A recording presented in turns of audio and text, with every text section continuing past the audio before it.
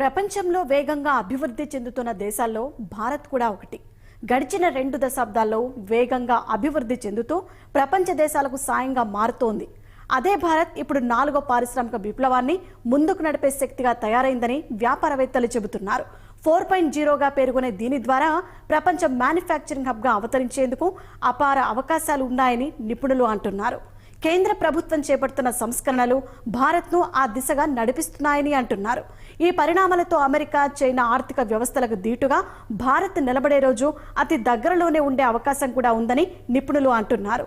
G20 సదస్సులో భాగంగా Guntur VVIT కళాశాలలో నిర్వహించిన Y20 కార్యశాలకు హాజరైన ప్రముఖ అంతర్జాతీయ సంస్థల ప్రతినిధులు సైతం ఇదే విషయాన్ని స్పష్టం చేశారు.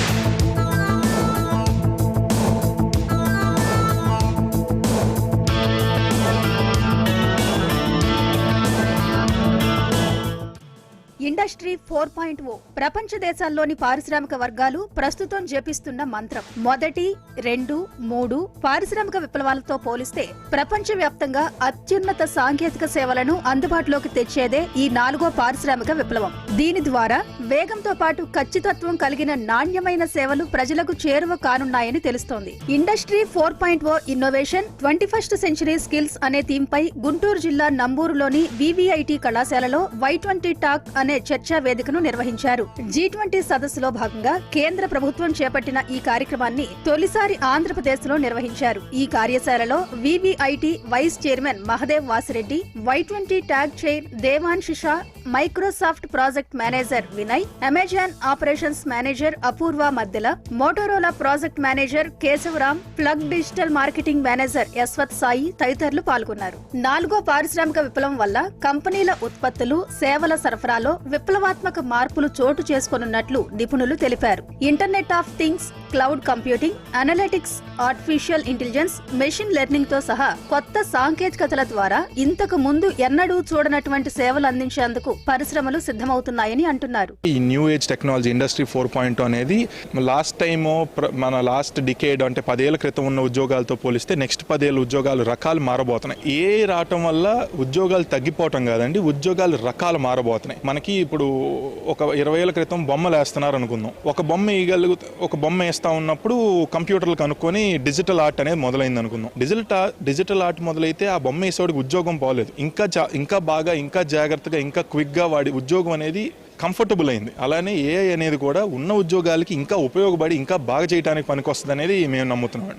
With regards to Industry 4.0, with India moving rapidly with the digitalization that is happening today, with every single person in India using UPI or using Google Pay or Phone Pay, there are ample amounts of opportunities that are created for Indian youth today, especially in the field of entrepreneurship and startups. That's something that the entire Indian youth community is taking advantage of. When I speak about challenges, of course there are challenges with the advent of AI. It means that the youth can no longer depend on a singular degree. To move forward, they have to continuously upskill themselves. They have to keep learning. There's going to be a lot of competition in the market. So in order to stay ahead of the competition, they will constantly have to ensure that they're updated with everything that is happening.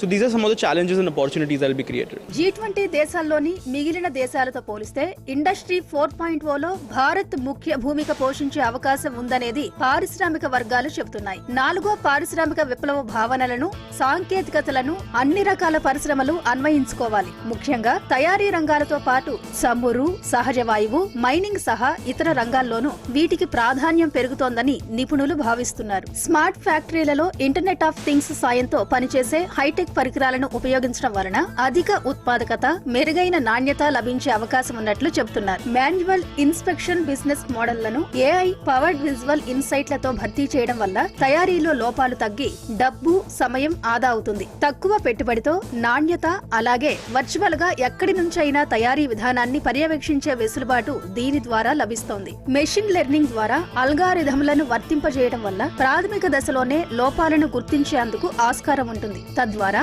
మరమ్మతులకు వెచ్చించే విలువైన సమయాన్ని ఇతర నిర్వహణ అంశాలకు కేటాయించడం ద్వారా మెరుగైన ఫలితాలు సాధించే అవకాశాలు రెట్టింపు అవుతాయంటున్నాయి పరిశ్రమ వర్గాలు.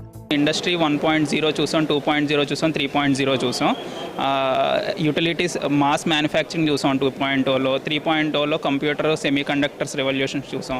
ఎవ్రీవేర్ ఒక 100 crores ఉద్యోగాలు ఒక చోట తగ్గితే ఇంకొక చోట ఇంకో 120 crore ఉద్యోగాలు క్రియేట్ చేయబడ్డాయి అన్నమాట. అలాగే ఈ ఇండస్ట్రీ 4.0 టెక్నాలజీస్లో కూడా ఏవైతే ఎఫిషియన్సీస్ తగ్గుతాయో ఆ ఎఫిషియన్సీకి సరిపడా ఉద్యోగాలు వేరే చోట క్రియేట్ చేయబడతాయి. దీన్ని ఎలా అర్థం చేసుకోవచ్చు అంటే మన ఓల్డ్ జీడిపిలో 7 to 10% ఎడిషనల్ గ్రోత్ ఈ ఇండస్ట్రీ 4.0 వల్ల వస్తుంది అని అంచనాలు ఉన్నాయి. అంటే ఇప్పుడు ఏదైతే జీడిపి ఉందో 100%, అది 110% అవుతుందే తప్పించి కిందకు తగ్గదు. అది పెరగడం వల్ల ఏవైతే ఒక చోట ఉద్యోగాలు కోల్పోతున్నాయో ఆ పెరిగిన 10% వాటిని ఆఫ్సెట్ చేస్తే, సో అటువంటి భయాలు ఏం అవసరం లేదు, యువతకు అసలు అవసరం లేదు. So AI and artificial technology innovation మనకి ఎప్పటి నుంచో ఉంది. దాన్ని ఇప్పుడు వేరే కంట్రీస్ గిగ్ ఎకనామీ అనే పేరుతో temporary or freelancing type of jobs లోకి already developed countries like UK, US are progressing in that area.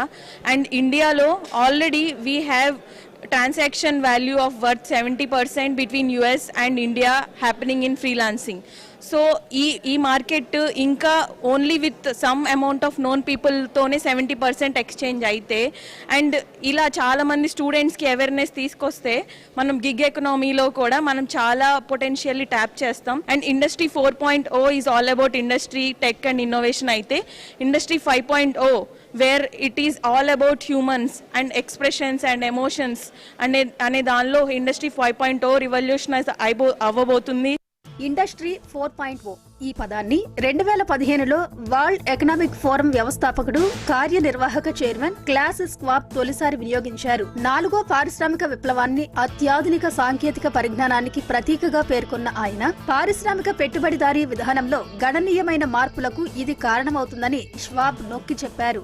ఆధునిక smart technology, machine to machine communication, internet of things వల్ల సాంప్రదాయ తయారీ విధానం, పారిశ్రామిక పద్ధతుల్లోని ప్రాథమిక అంశాల్లో మార్పులు అనివార్యమని Y20 కార్యశాలలో నిపుణులు అభిప్రాయపడ్డారు.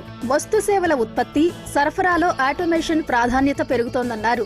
మానవ ప్రమేయం అవసరం లేకుండానే సమస్యలను విశ్లేషించి నిర్ధారించగల స్మార్ట్ మిషన్లు కీలక భూమిక పోషిస్తాయన్నది ఎంత వాస్తవమో, వాటిని నియంత్రించే మానవ వనరులకు ప్రాధాన్యత పెరుగుతోందనేది అంతే నిజమన్నారు. అందుకే యువత నయా సాంకేతిక అంశాలపై పట్టు సాధించాలని సూచిస్తున్నారు. సరికొత్త ఆలోచన విధానాలతో అవకాశాలకు ఎదురు వెళ్లాలంటున్నారు. మనకే సొంతమైన కళలు, సాంస్కృతిక అంశాలకు సాంకేతిక హంగులు జోడించి అద్భుతాలు చేస్తే దాని ఫలితాలు ఇంకా అద్భుతంగా ఉంటాయని చెప్తున్నారు.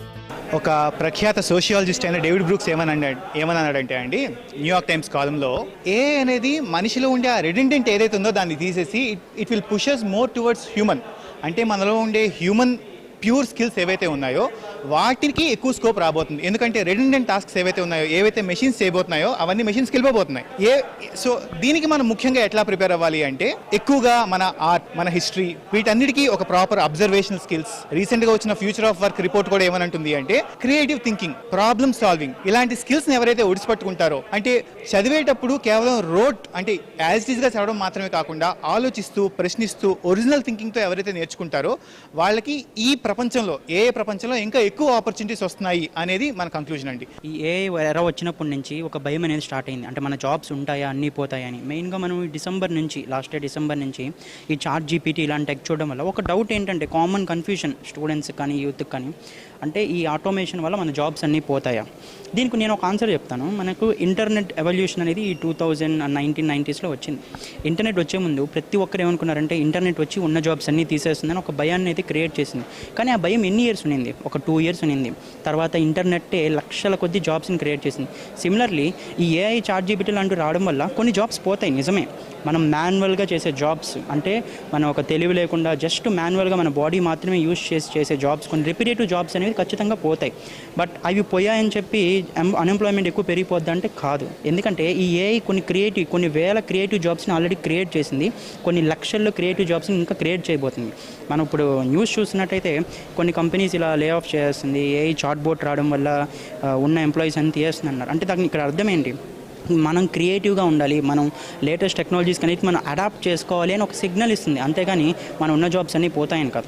ఆర్టిఫిషియల్ ఇంటెలిజెన్స్ వల్ల ఉద్యోగాలకు భారీగా గండిపడుతోంది. ఆర్థిక మాంద్యం వల్ల ఉన్న కొలువులు ప్రశ్నార్థకంగా మారాయనే అనవసరమైన ఆలోచనల్ని పక్కన పెట్టి 4వ పారిశ్రామిక విప్లవం వల్ల అక్కడకు వచ్చిన అవకాశాలని అందుకోవాలని వక్తలు అభిప్రాయపడ్డారు. 1990, 2000 కాలంలో వినియోగంలోకి వచ్చిన కంప్యూటర్ల వల్ల వేలాది మందికి ఉద్యోగాలు రావు అనే ప్రచారం సాగింది. కానీ వాస్తవానికి ఆ తర్వాతే ఐటీ రంగంలో సంచలన రీతిలో ఉద్యోగాలు లభించాయన్నది అక్షర సత్యం. ఇండస్ట్రీ 4.0 వల్ల కూడా ఇదే రీతిలో వేలాది కొత్త ఉద్యోగాలు యువతను పలకరించేందుకు సిద్ధంగా ఉన్నాయని స్పష్టం చేశారు. ఇందుకు చేయాల్సిందల్లా ఆ ఉద్యోగాల సాధనకు అవసరమైన నైపుణ్యాల్ని సొంతం చేసుకోవడమేనని నిపుణులు చెబుతున్నారు.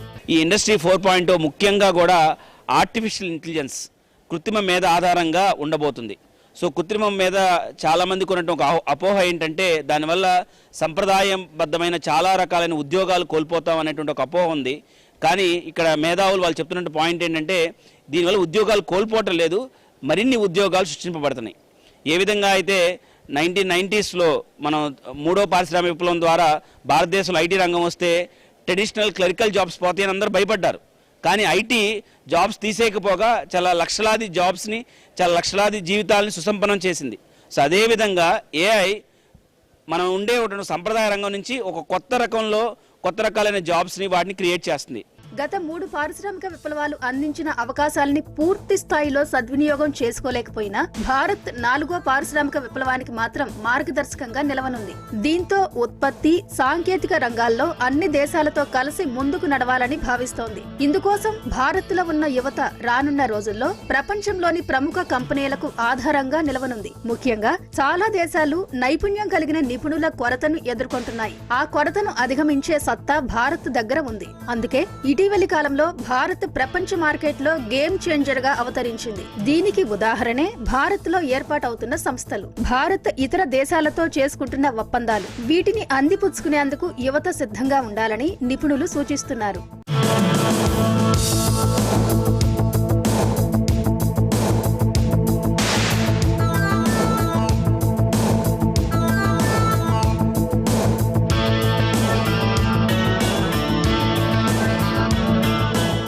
ప్రస్తుతం భారత్ G20 సారథ్య బాధ్యతలు నిర్వహిస్తోంది. ప్రపంచ దేశాలకు మన సత్తా ఏంటో ఈ సమావేశాల ద్వారా తెలియజేయాలని భారత్ భావిస్తోంది. ముఖ్యంగా అంకుర సంస్థలను ప్రోత్సహించడంతో పాటు భవిష్యత్తును నిర్దేశించే artificial intelligence, internet of things, blockchain, nano, drone technology, 3D printing, green energy లాంటి రంగాల్లోని అపార అవకాశాలపై యువతకు అవగాహన కల్పించే ప్రయత్నం చేస్తోంది.